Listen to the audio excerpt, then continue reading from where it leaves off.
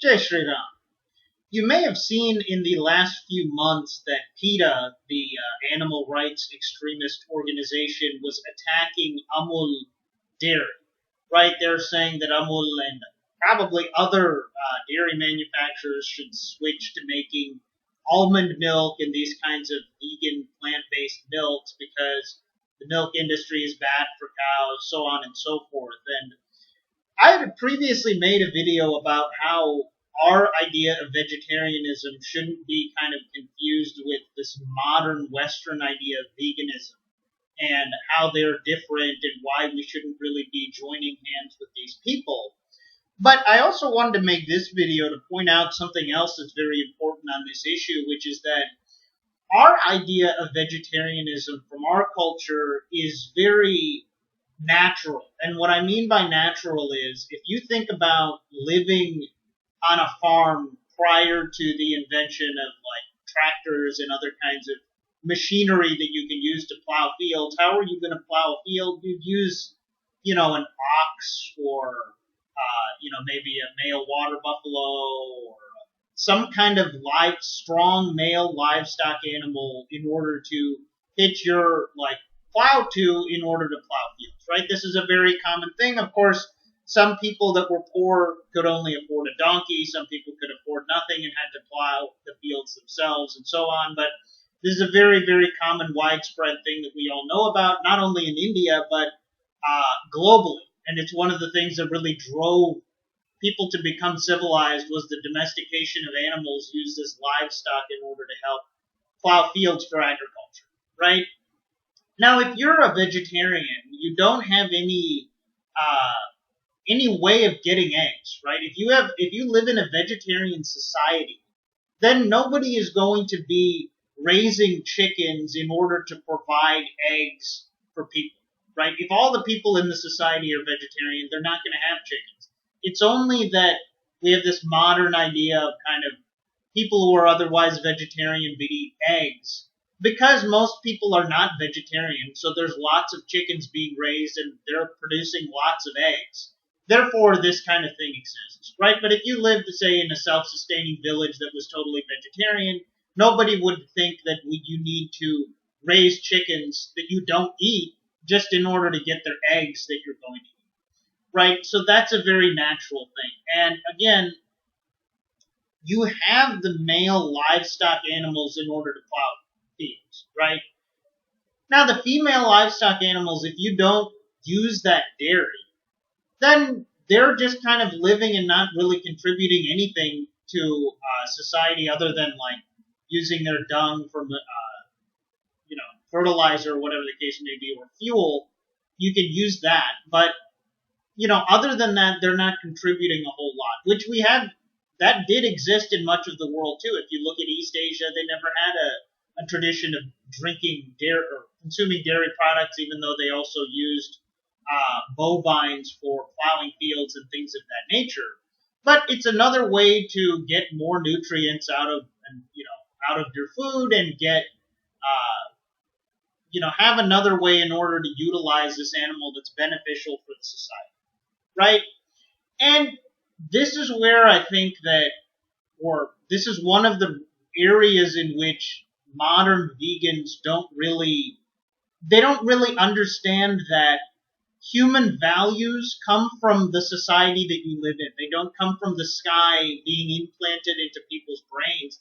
Obviously, people in our society, they interacted with cows, they used them for this purpose, and so they developed very naturally, at least that's my view, they developed very naturally these kinds of ideas that the cow is the mother and, using all of these kinds of motherly sentiments and stuff to describe cows because you're consuming their milk, which is also what babies do with their actual mother, right?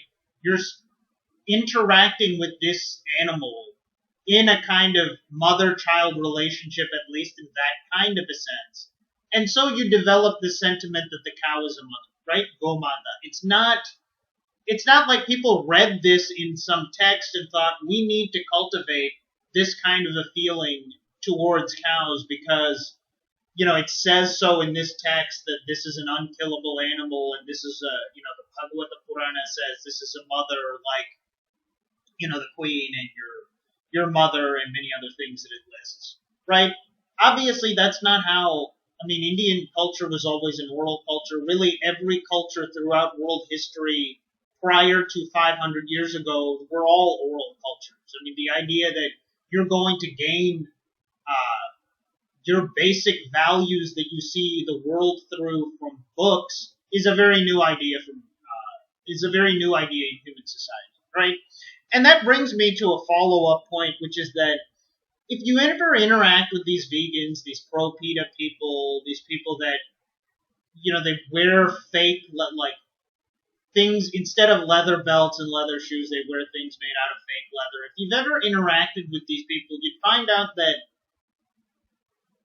almost none of them actually grew up in a situation where they were interacting with animals that were not their pets on any regular basis whatsoever. There are a bunch of kids that grew up in cities or in suburbs, and, through the internet, they were introduced to vegan ideology and watched some documentaries about how horrifying factory farms are, and then they became vegan, right? That's pretty much what almost all of these people are like that. It's not a bunch of farmers that grew up interacting with animals and then developed a very natural kind of feeling towards how they should interact with those animals based on actual interactions, which again is very much unlike our society. I mean, if you think about people that live in India outside of cities and stuff, people that live in rural areas, they'll either own a cow or someone they know owns a cow, and they're drinking dairy or they're consuming dairy products that come from this cow that they routinely interact with, and so they do this go puja and all of this other stuff. And we of course know that cow dung is used to make patties that you use for fuel and things of that nature. These are all things that no one has to sit down and teach young people, right? I mean, again, people that are living in these situations, they don't need to be intellectually taught that this is a value you're supposed to have and this is what you're supposed to do.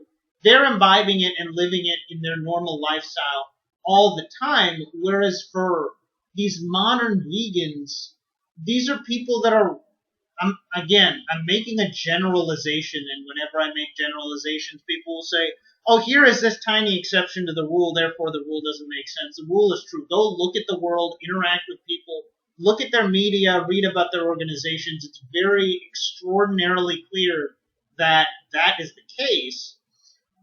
That's not how our society came to these kinds of values, right? And what's really unfortunate is the fact that you do see PETA and these other kind of vegan groups gaining traction in India because now there's a generation of people, like people my age and stuff and younger, that were born and raised in cities, their parents were born and raised in cities, and they're so disconnected from normal rural Indian life that they have a relationship with animals that is far closer to the relationship that modern Western people have with animals than our culture has with animals. Because again, it's not based on your blood.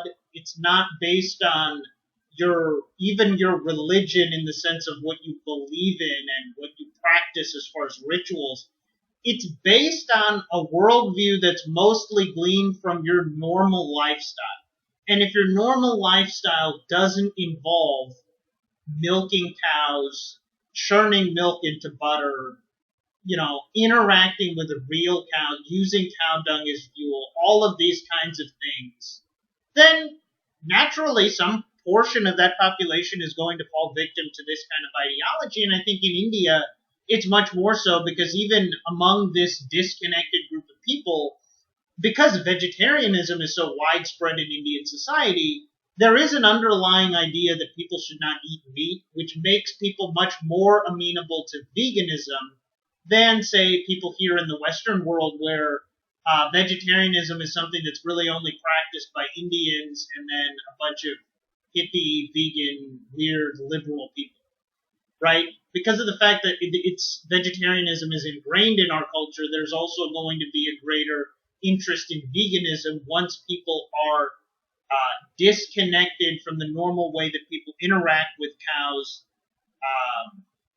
in the religion or in the culture. And I wanted to end on this. There is obviously other animals that people take to be sacred in our religion. You know, people worship cobras, they worship monkeys. There is a Karni Mata Mandir in Rajasthan where they worship rats because it's associated with a particular story of that temple and so on. I mean, the idea of worshiping animals as being some kind of divine embodiment in Hinduism is not restricted only to cows. But there is a reason that we don't do this with goats, which people also use to milk up. We don't do this with chickens that non-vegetarian people routinely eat. We don't do this with fish, right? We do this with one particular animal far more than others because not just its qualities, right? Cobras are worshipped for their qualities. Monkeys are worshipped for their qualities. They're not worshipped for how they interact with people, right? Monkeys and cobras don't interact with people in any special kind of a way compared to other wild animals. But cows, we have this kind of relationship with the cows that has planted the seeds and caused to grow this incredible culture of cow worship, cow protection, and all of these different things, right? I mean, to think of what Hinduism or Indian culture would be without the cow is really unimaginable.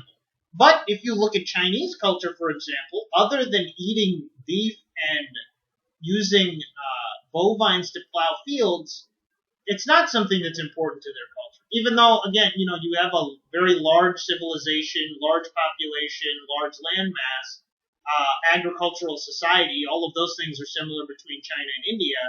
Their dietary habits never included dairy products. And so they never, I mean, knowing their culture and the way they approach meat, I doubt that even if they did consume dairy that they would ever develop this kind of idea, but, you know, they never really had the chance to anyway. So I just wanted to, again, underline the point, just because I'm thinking of Amul and this kind of stuff happened like maybe 2 months ago or so, fairly recently, that these kinds of things were on my mind, that I just wanted to really, again, underline this idea that Hindu vegetarianism and this modern fad of veganism are totally different.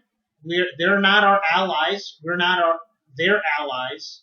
And we shouldn't be really celebrating the fact that just because there are some people in the West that also don't eat meat for some principle they believe in, that's really the only thing that they have in common with us. So that's all I've got for you guys today. Please like, comment, share, and subscribe. Jai Shri Ram.